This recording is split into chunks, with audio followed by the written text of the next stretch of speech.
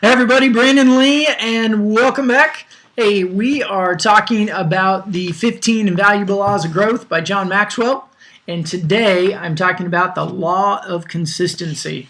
I love this subheading with it's motivation gets you going and discipline keeps you growing. So what is this chapter about? Well, you know what? I take this chapter as being about strategies and systems. It's what strategies or systems do you have that are personalized for you that help keep you consistent. You know, consistency is not natural for us.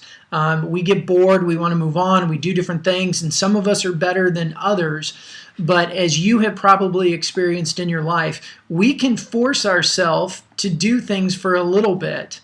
But eventually, if we don't have the right purpose, we don't have the right why, we don't have significant motivation, we quit. Take a time out for a minute right now and just think of a gym membership. How much money do you think you've wasted over the years in either a gym membership or diet drinks or anything along those lines? What do you think?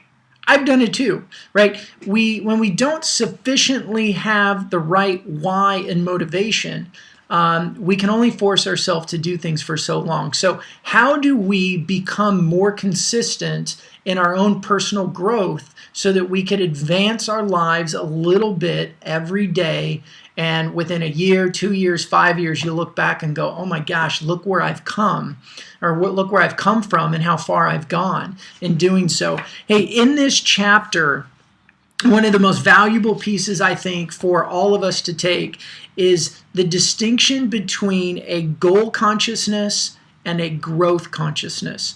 Now, I love goals, and I love talking about using SMART goals, SMART for me, where you have very specific goals that are measurable, they're obtainable, they're realistic to you. You have to have a time on it, and you tell others, right? That's the SMART, and using SMART goals. But SMART goals limit us.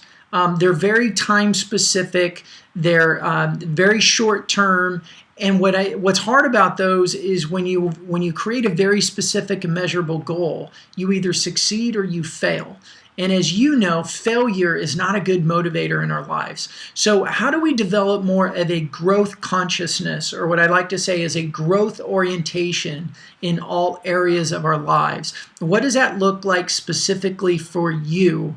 And how do you develop rules around your own growth orientation so that you set yourself up to always be successful in growth instead of failing in goals and all of the frustration and negativity that can come with that? So that's really what this chapter is about. It gives you some very specific tools, some great ways that we can apply this. So let me leave you with this today.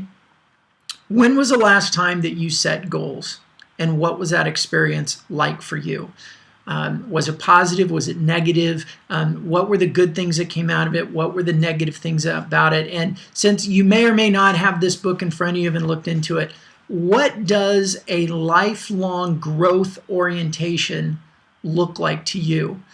Specifically, what I'm asking you to do is think about the freedom that comes with it, the motivation that comes with a lifelong journey of growing versus a short-term time of achieving a specific goal.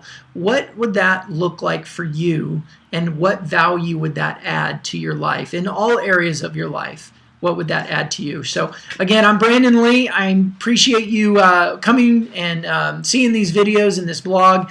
Again, I'm going through the 15 Invaluable Laws of Growth by John Maxwell. I hope this served you well and has added tremendous value to your life. You have a great day, and I'll see you on the next one.